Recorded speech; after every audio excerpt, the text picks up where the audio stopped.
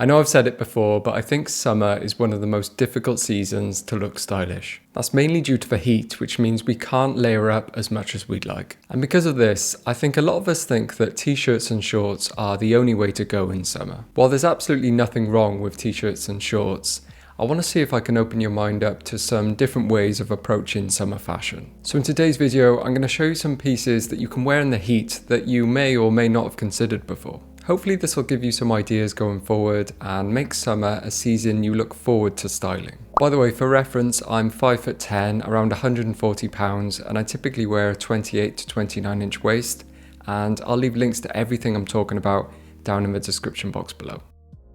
First up, you should definitely continue to wear your boots in the summer. Boots are often thought of as a fall and winter staple, and for good reason, because they're durable and grippy in the wet weather. But they shouldn't be ignored in summer, especially those ones which are a little bit lighter in weight. The ones I'm wearing at the moment are my Solitaire astronaut boots. I actually didn't wear these much at all in fall and winter because they're not very warm. That's not to say they're poor quality though. They're actually way nicer than my old Doc Martens, but I've gotten a lot more use out of them during spring, and there's no doubt this is going to continue throughout summer. Wearing these with a pair of lightweight socks is honestly so comfortable in the heat. I also think these kinds of boots look really good with shorts as well, if that's your thing. But if you are doing that, I'd probably go with the 8 eyelet derby boots instead of these 11 eyelet astronaut boots. Another type of boot that I think is totally viable in summer are cowboy or western style boots. I mean, a good pair of authentic cowboy boots are pretty much made for hot and sticky weather, so they're not going to look out of place. Or if you want something a little more refined, then the Saint Laurent Wyatts are a perfect example of a boot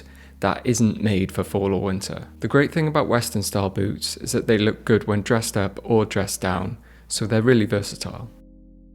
Next up is for those that just absolutely hate wearing shorts, and I know there's a lot of you. Like I said, I don't mind wearing shorts, but I do sometimes miss my trousers in the summer. Denim jeans can work in the heat, but they can be a little bit stiff and stuffy. So I think the perfect solution is a pair of fatigue pants, or baker pants as they're sometimes called. Not only do they suit the summer fashion look, but you can get pairs that are pretty lightweight and airy. The specific ones I have here are a vintage pair of OG 107s, and these are probably the most recognisable style of fatigue pants out there. Although I reckon any kind of army trousers will be suitable, as long as they're lighter weight. What makes the OG 107 special is that they're made of sateen. This was introduced to the US Army in the 50s during the Korean War as a lightweight but durable alternative to heavy herringbone twill. I believe my particular ones are from the 80s.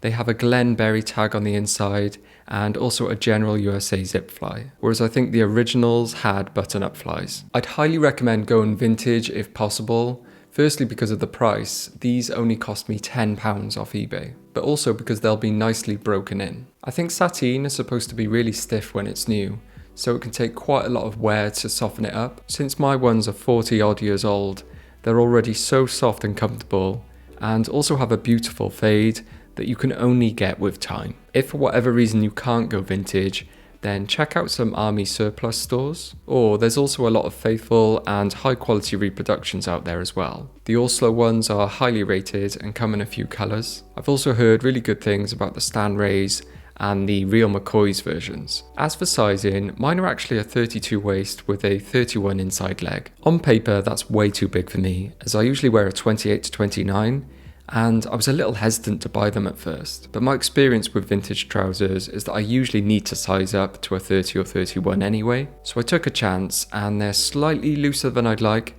but overall I'm really happy with them. They stay up without a belt, and actually the relaxed fit really suits for style. Now if you still want to wear long sleeve tops, then there's a few good options in summer. The first is going to be rugby shirts. These are great for summer because the fabric weight is somewhere between a t-shirt and a sweater, and of course you have the option of unbuttoning the collar to give yourself a bit more ventilation. The rugby shirt designs you can get just fit in with a lot of summer themes as well. They're a bit preppy, which is fine, and you can pair them with army trousers, shorts or chinos and get 3 completely different vibes. The one I have here is from Ralph Lauren in this navy and yellow stripe. It's quite hard to make out that it's navy, so from a distance I do look a bit like a bumblebee, but that's fine. You'll find most rugby shirts come in these traditional stripy colours, but look a lot like Harry Potter house colours. And that all comes down to the heritage of it being such a popular game in the UK for hundreds of years, especially in schools and universities. You can get more subtle ones, but I just decided to go all in. As with a lot of things, I'd highly recommend checking out eBay for second-hand ones,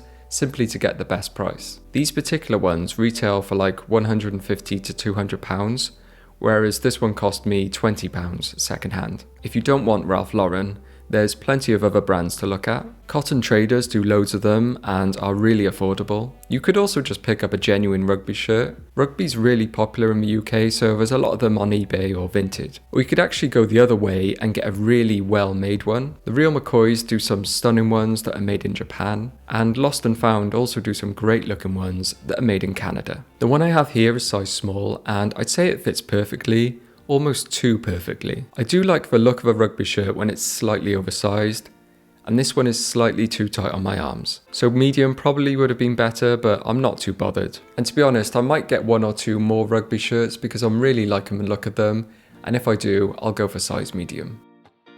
The other long sleeve top you should consider in summer are polo shirts. Now they do share a few similarities with rugby shirts, but there's also a few key differences that are worth mentioning. I have one here from Lacoste. I believe it might be an older piece as it's made in Spain. It cost me just £3 on eBay, which is pretty wild. It's a size 5, which I think translates to a large, but as you can see it fits me pretty well. And that comes on to the first big difference between polo shirts and rugby shirts, the materials used. This polo shirt is a wool and cotton blend, which is not something you typically find in a rugby shirt. This is probably the reason why a large fits me so well, because the wool has shrunk a bit. Although it is a wool blend, the overall piece is much lighter weight than the rugby shirt, which is another thing you'll find with long sleeve polos. The fabric can be a lot thinner. This can be good if the weather is particularly hot and a rugby shirt is just a bit too warm. Another reason to consider polo shirts are the colours and designs you can get. They're best if you want a more refined look that is better suited to smarter occasions. My one is a speckled grey, which is quite unique, but I still feel like I could wear it to work if I wanted. I like the fit of this polo shirt as well.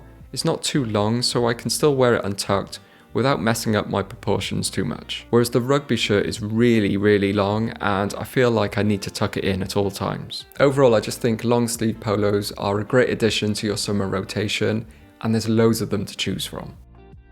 The final thing you shouldn't sleep on in summer are denim jackets. I know this might be pushing it a bit, especially if you're in a really hot country, but here in the UK I find that I can wear my denim jacket for the majority of summer without any issues. It's only in peak summer at around 2 to 3 PM when it's blazing hot when I really need to take the denim jacket off. But otherwise, a mid to lightweight denim jacket is actually a really nice thing to wear in summer. I've had these two denim jackets for a while now. The Lee Rider 101J, which is a Type 3 made in the USA using selvage denim. There's no sizing on this one because it was a sample, but I'd guess it's a small. And I also have the Sugarcane Type 2, which is made in Japan and is a size 38. They both fit me pretty close to the body, so not very suitable for layering, but that's exactly how I wanted them to fit, and I always had in mind that I'd wear these in spring, summer, with just a t-shirt underneath. They're both beautifully made pieces, true to the original designs, meaning they have no hand warmer pockets,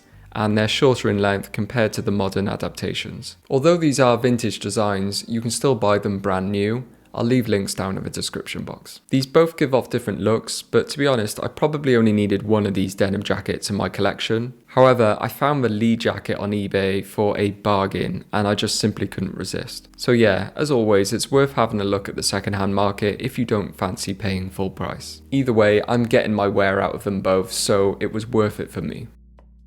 So if you struggle with summer styling, hopefully this video has given you some ideas. I'd say these pieces aren't typically thought of as hot weather clothing, but you can definitely make them work. I'd love to know if there are any other pieces you guys would recommend for summer. If you've got any, please comment down below. But anyway, as always, thank you very much for watching and I'll see you next time. Ta-ra.